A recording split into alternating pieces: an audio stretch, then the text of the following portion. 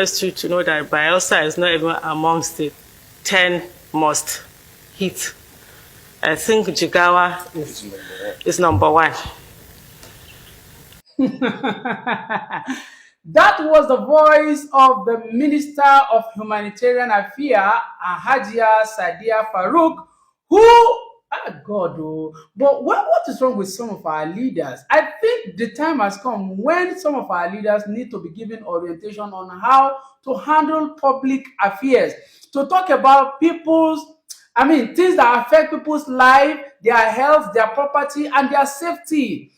There is no need for being biased and being prejudiced about this thing, because every life of every Nigerian matters.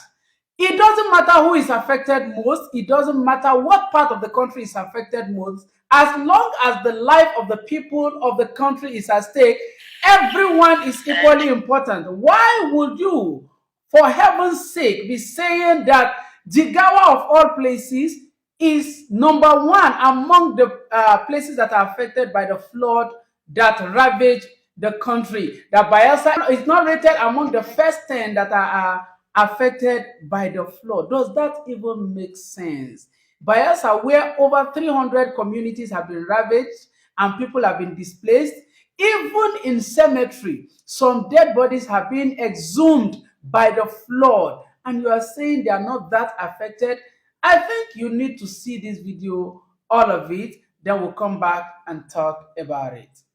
Well, let's begin what's trending. In the wake of the ravaging floods that have destroyed more than 300 communities in Bayelsa State, the Minister of Humanitarian Affairs, Disaster Management and Social Development, Sadia Farouk, on Thursday, said that the state is not one of the most affected by the flooding in Nigeria, but that Jigawa State was the most affected. Her comment is coming following a statement made by Edwin Clark, a leader of the Pan-Nigeria Forum, who had described the minister as inhumane for not taking any measure to cater for the victims of the flood in Bayelsa State and other areas in the southern region of Nigeria, adding that she was more concerned with activities of the school feeding program. Well, while reacting to Edwin Clark's claim, the minister said relief materials had been distributed to affected persons in Bayelsa State through the Nigerian Air Force. So interested you to know that Bayelsa is not even amongst the 10 most hit.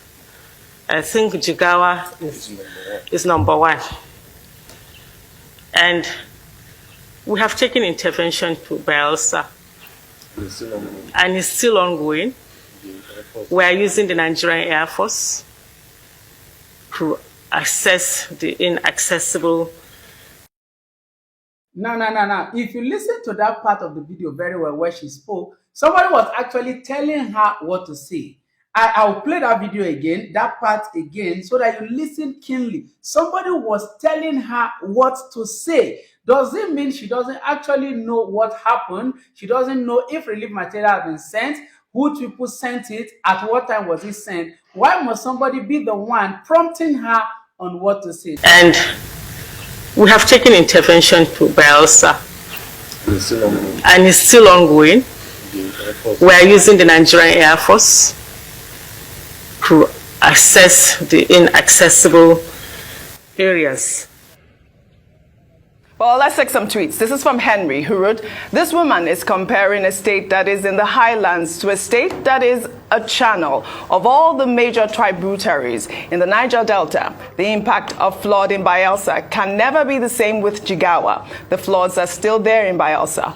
Fuel is 800 naira per liter. Food price?" Well, lawyer wrote, "How can a state up north like Jigawa be worse impacted when indeed Bayelsa State has the unfortunate responsibility of receiving the flood water that runs through more than 15 states? The data used by the federal ministry to arrive at the conclusion is suspect and erroneous." Well, Okpara wrote, "Flood in Nigeria. The federal government says Jigawa is the worst hit state. They are always going to bring in political economy to every pandemic or natural disaster.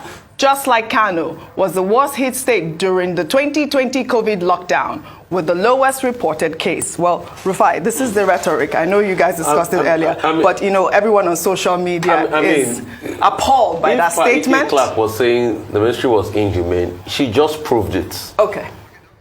You are saying that Jigawa is the most hit. So does that stop you from doing anything for those in Bayelsa? Why are we even doing this? Why is all of this even going on in the first place? Why are we just suppressing ourselves? Why are we being political? And that word she said that they've delivered relief materials, the governor had negated it, because we interviewed the governor yesterday, and I deliberately asked him that an NAF plane from NEMA docked bringing materials to Bayelsa, and the governor said no, that it was non-food materials they brought, that he was the one that directed the NAF plane to help them carry some of those bags of rice to, what's it called, to Bayelsa State. So I think it's high against the governor. And the governor also said yesterday that till date, this same humanitarian ministry that is speaking has not even put a call to them across in Bayelsa and say, how are you people doing with the floods? Nor as the president or the vice president call. So why do we even play politics with everything in this country? And we keep shouting one Nigeria. Is this a time for tokenism again? People's lives are at stake. People are dying. Well, all right. Dr. Bati, would you make a comment before we take another story? Our statement is bound to give the wrong impression. Yes, absolutely. And I'm not surprised that some of those tweets that you read indicate that kind of reaction. One, that what she's saying is selective and sectional. Some Nigerians are likely to say this is a North First agenda. Three, you see that one of the persons that responded, lawyer Keme, was even questioning the criteria used, because she was talking about some criteria that they used as guide. The number of houses destroyed, the number of persons that died, the number of farmlands that were destroyed. And when you look at that, they just jumped to the conclusion that, more people died in Jigawa State. Fewer farmlands were destroyed in Bayelsa. Well, that's not the optics that Nigerians see. But my argument is that the Ministry of Humanitarian Affairs should not be playing this game of, some people are more affected than some other people. Every Nigerian life matters. Whether it's in Jigawa or it's in Niger State or it is in Benue State, whatever part of the country, the government has a responsibility to care for the people. The complaint is that, look, the federal government is not doing enough, is not reacting proactively enough, and to come around and be saying, Bayelsa is even not one of the 10 most affected states. How do you want people in Bayelsa to feel? You'll be giving them the impression, look, you people in Bayelsa, you are not as important. In a place where, in Azikoro Cemetery, even the dead were affected by this flood. They were exhumed and brought back to the surface. Right? East-West Road is completely destroyed. For you to wade through water, if you want to be carried on the back of able-bodied men, you pay 500 naira. If you are going to take the canoe, you will pay 1,000 naira. The hardship, is of a very serious scale, whether it's in Jigawa or it is in River State. And, government officials, this is why we always say government officials holding important positions, they need to be given crash courses in public communication, in political communication. You can't carry somebody from one village, you go and make him or her a minister. They come in front of the camera, they just talk without thinking. This is the problem we're dealing with here.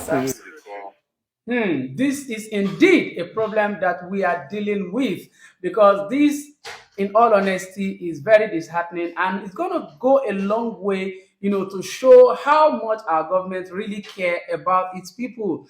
If up to this moment that the president, the vice president, and the so-called minister has not reached out, that's the Minister of Humanitarian Affairs, somebody who is supposed to be humane as concerning everything that pertains or affects the citizens of the country. If they've not put a call through to the people of Bayelsa up to this moment, I wonder what they are now presiding over. You swore the oath to protect the lives and the property of these people, and these people's life and property is being affected, and you showed no care. This is what we are talking about. Are we truly, indeed, one Nigeria? Or it is just a fiction of it's a product of our fictional imagination, because this country doesn't seem to be one as it is being proclaimed. My name is Aboki for Christ, the Mamajika Mama, Lenge Lenge Meramalafia. Let me know what you think in the comment section. Let's have a conversation. And make sure you share this video, let it get to as many people as possible. Thank you very much.